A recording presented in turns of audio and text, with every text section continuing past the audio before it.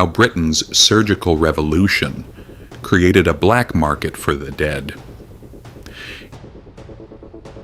Even Hippocrates in ancient Greece had to work on animals. Obtaining cadavers for medical education is one of the most fascinating stories when you look at it from a legal and ethical standpoint. The 1800s were a period of surgical revolution.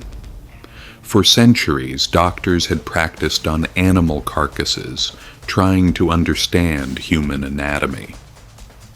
In England, the number of official medical schools grew rapidly.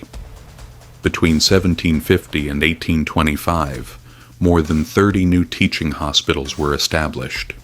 Students were now being taught to dissect the human body on actual cadavers.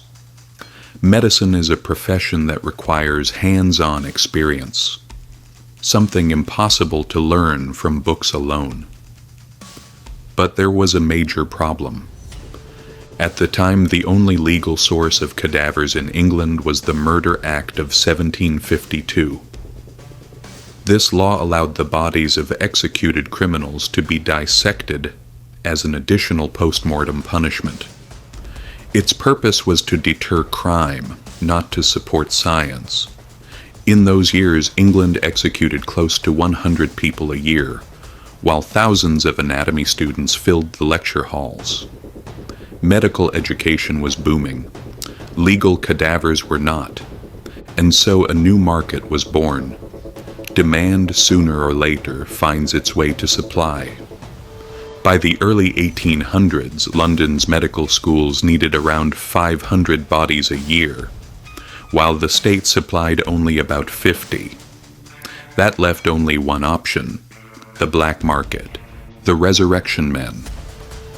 This is where the resurrection men, ruthless body snatchers, entered the scene. These men formed the link between the dead and the dissection table. Of course, they weren't doing this out of love for science. The biggest motivator was money. They weren't always criminals in the traditional sense.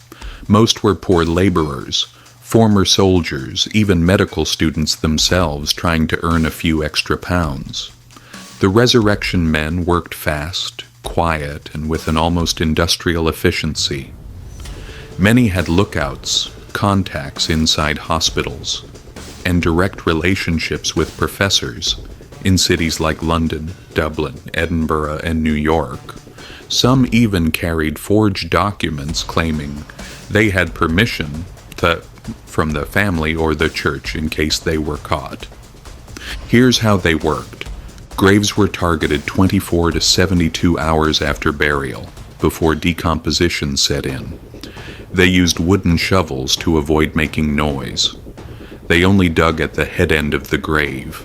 Once the coffin was exposed, they would break the lid, pass a rope under the corpse's arms, and pull it up. Clothing and valuables were left behind, because stealing those was a serious crime. But taking the body itself fell into a legal gray area. Some were caught, yes, but many were protected through bribery or the university's deliberate see no evil, hear no evil attitude. When this grim trade leaked into public knowledge, people were understandably horrified. Stories began to spread of loved ones being buried one day and gone the next. Newspapers ran chilling reports of torch-carrying crowds chasing down grave robbers. Families resorted to desperate measures. Coffins were reinforced with iron cages called mort safes. An actual iron cage bolted over the grave. Some families hired armed guards to keep watch over cemeteries. Some graves were rigged with tripwires, even firearms. Communities formed night patrols to watch over cemeteries after dark. Watchtowers were built at some graveyards. Some families took turns sleeping on top of their grave in shifts until the body had decomposed enough to be worthless. And this wasn't just paranoia. By one estimate, hundreds of graves were dug up every year in Edinburgh alone in the early 1800s. The fear wasn't just practical. It had a spiritual dimension too. Many Victorians believed that if the body was disturbed after death, the soul would be unable to reach heaven. Despite all this, the practice continued, because the money was simply too good.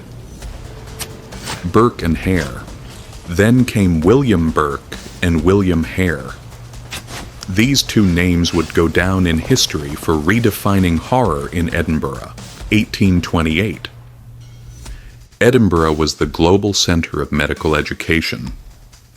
Dr. Robert Knox was a leading anatomist known for paying generously for fresh corpses, or, depending on how you see it, an instigator of murder.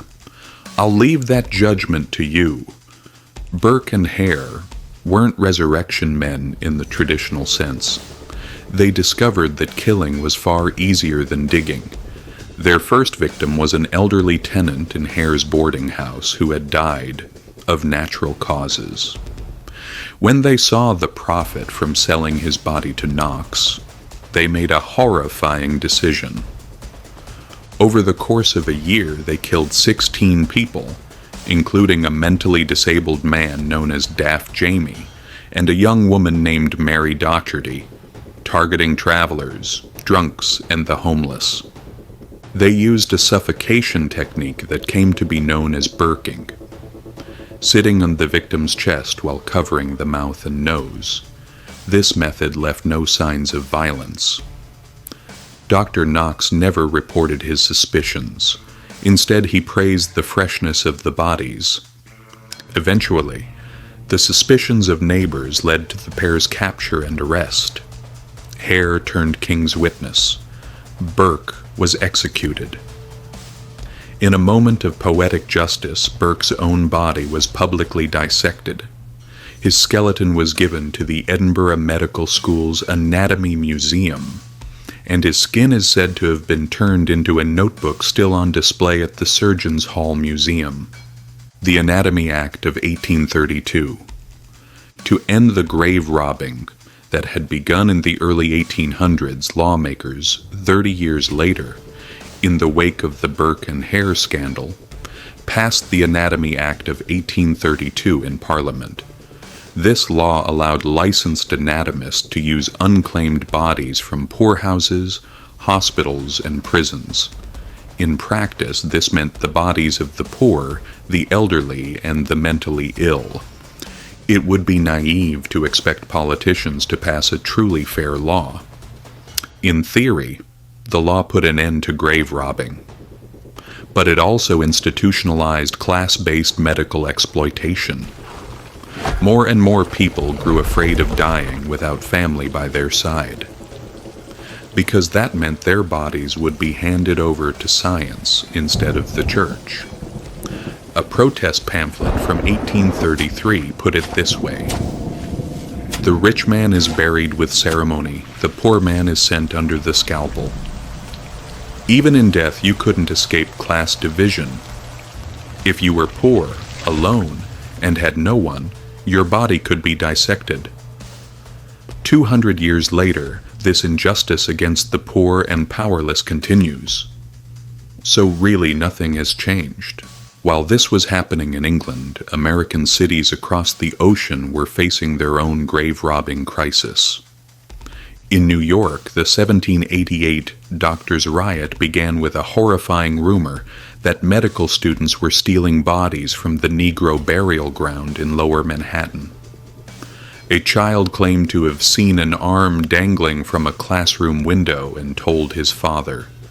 That night, a crowd of more than 2,000 people stormed Columbia's medical building. By the end of the weekend, dozens were injured and several people had died. Black cemeteries, paupers' graveyards, and public burial grounds were frequent targets. Even Mount Auburn Cemetery in Boston and the cemeteries of freed slaves in Washington, D.C. were raided for medical cadavers. Harvard, Yale, and the University of Pennsylvania all have documented connections to bodies stolen largely from black and immigrant communities.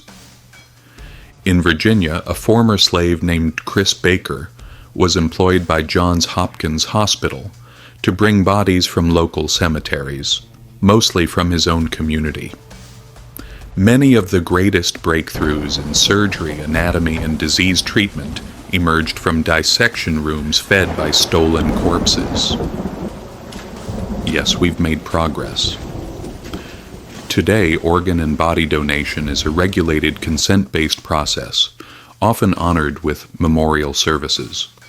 But the skeleton in modern medicine's closet is real, literally. Medicine was built on stolen bones, whispered secrets, and crimes committed in the dead of night.